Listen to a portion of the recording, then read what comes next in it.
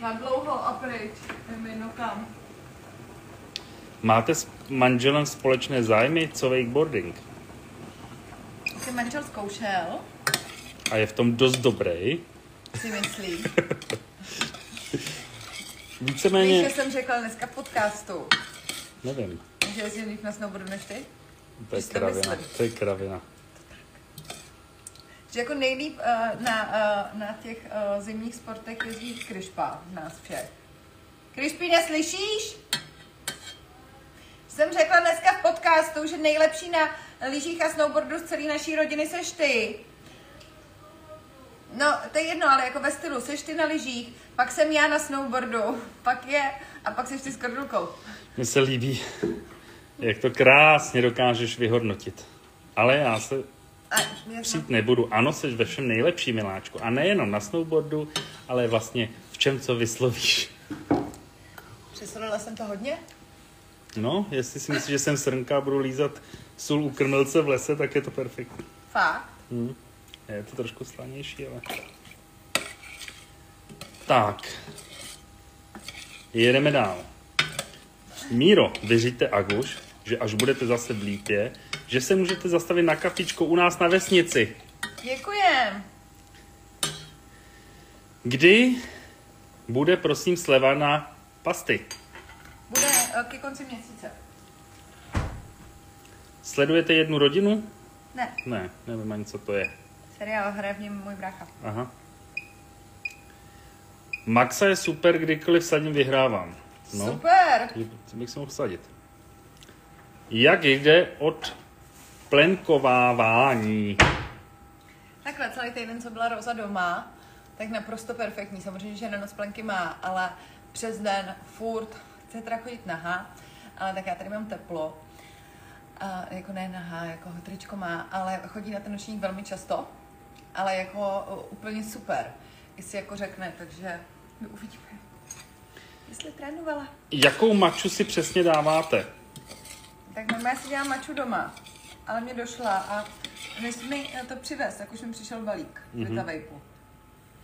Ale dávám si matcha frappuccino, takže matcha, nízkotučný mlíko, pumpička, ale je to nějaký sladký, já nevím, co mi tam dali. Pumpička vanilky bez cukru a bez šláčky. Musím podívat na hodiny, kolik je hodin. Tak, večeře je ready. Já tady čtu ty dotázky.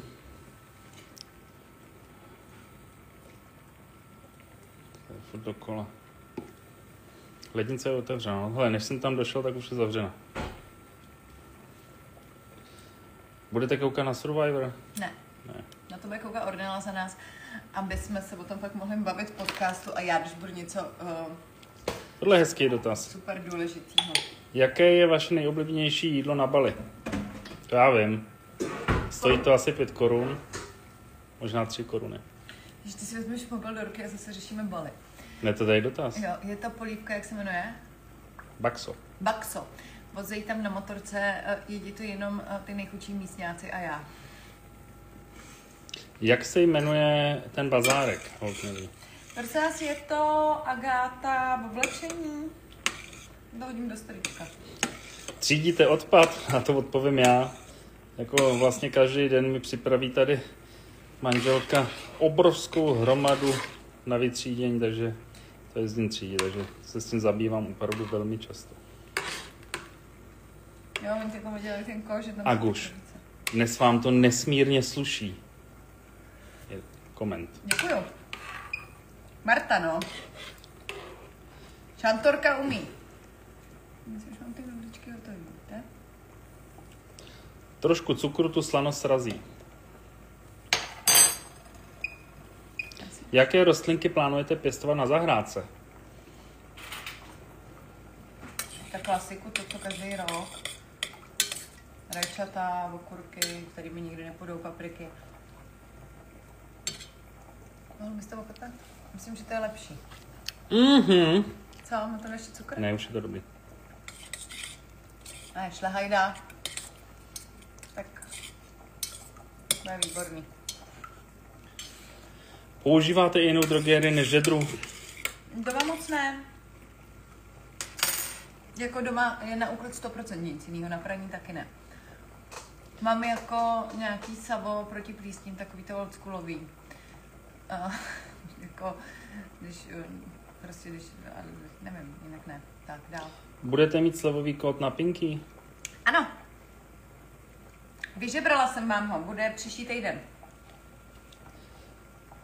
Ahoj, Adámková. Chci se zeptat, jak přesně nanášet perlové sérum a jestli po něm dát krém.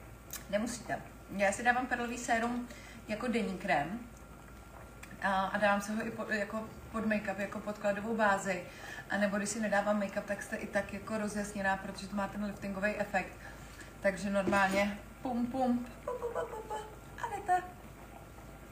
Teďka je hned reakce. Zdravím, dorazilo mi perlové sérum a neskutečně to okamžitě vypne pleť a vrásky. Jsem mile překvapená. Letos se mi blíží 60. Jsem hrozně ráda. Ne, to perlový sérum opravdu je vidět i na mě, a to je co ne, říct. I na chlap vidí změnu hned. To jako ženy vidí změnu po všem, co si nanesou, ale my jako chlapi vidíme, že když to sérum se nanese... Ty vážně používáš mé perlový sérum? Ne, viděl jsem to jako... Jako na mě to vidíš tu změnu, to jo? Jako okamžitě. Já myslela, že si ho ty potajíme, chodíš na mé perlový sérum. No. Je perlové sérum hypoalergenní? Asi ano. Ale tohle bych... To nevím, prosím vás, holky, ještě dotaz napište... Na IG. Na Instagram AGR, či se bojím v tomhle Já něco. taky, no. O tom máme Ráďu. Ale tady už je zase pro alergiky, takže asi tady, to mají holky. Ráďu, naší vývojářku, specialistku v laboratoři, masteršéfku na krémy, takže tenhle dotaz klidně mi napište na AG Beauty, ho přepošlu a odpovím vám dokonale. Hodně tady, že se plno lidí zamilovalo do vůně Ibu, že to je prostě neskutečná jedinečná vůně. Jsem hrozně ráda. A holky, můžu vám říct, že budeme mít jako novinku. Ne teďkon, tak zhruba za 2-3 měsíce. Vůně, kterou já už mám doma. A to se zabijete. Úplně jako... Taková náruč máme. Ještě víc než Ibu. Teď jsem se připojila, jaké sérum řešíte, no jaký asi? Perlové od AG Beauty. Ale my do toho tady vaříme polívku, vývar, přesolila jsem pro nově příchozí, přesolila jsem tady kuřecí na smetaně, v podstatě to vypadá na šlehačce. Zachránila jsem to tou šlehačkou, jsem ji tam přilila. Je to výborný, dětem to bude chutnat, protože to chutná jako dort s masem. Je čistící pěna AG šetrná k pokožce? Chtěla bych si ji koupit, ale bojím se vysušení. Ty ještě nejdeš na fotbal, máš bod 6. To jsou špatně hodiny. Miláčku. Je 17:26. Ty se jdeš ještě teď státu na 15 minut učit matiku. Jupi. Jupi. Vysušuje, nevysušuje, určitě ne. Určitě ne. Právě, že ta pěna je navržená tak, že si s ní vlastně můžou mít i malí děti. Jo. Říkala Ráďa, že je to tak testovaný, že je úplně jako easy peasy. A budeme mít novinku ještě dětský olej. Na tebe, aby jsme to mohli natři si ten obličej. Klidně AG Beauty, protože máš fleky z mrazu. Když Písku hodnotili tu pensli nějak Sparta v nějakém zápase, jestli to můžeš nějak vyhodnotit. Sparta vždycky to má všechno. Pojď sem. Ochutnej to, jestli to je přesolený. Já si neptám. Nech toho, Je to jsi v dobré živáku. nebo ne? Není, je to akorát.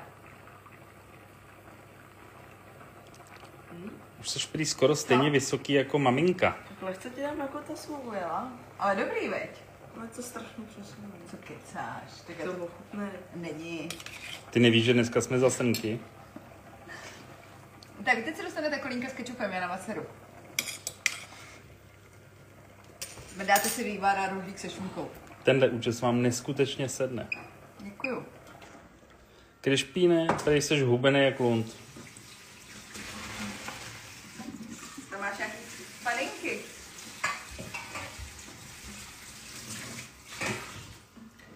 Tak, pobavili jsme holky tady s mým slaným pokrmem. Smějou se? Jako, až se za břicha popadají. Nemůžou ani psát komenty teďka, tak 10 minut. Tak jo. Tak holky, já musím pro Miu na kroužek. Míra veze Krišpína na fotbal. No. Takže vám děkujem za krátký živák o ničem. A těším se na vás. Živák zítra určitě ne, omlouvám se dopředu všem, že zítra nebudu úplně aktivní na sociálních sítích, protože tady mám tu rozárku na chvilku, takže si budeme hrát pati, přijde maminčino miminko. Ano, ty jsi taky maminčino miminko. A ve středu živák v 1 hodinu tady na tomhle profilu s Luminexem budeme řešit osvětlení v bytě. Ale já tě ještě budu unesu, počkej, ukážu holka. Jsi strašně silná. Pojď sem. Aby ti dotkli záda, jo? Pojď sem. Pojď sem.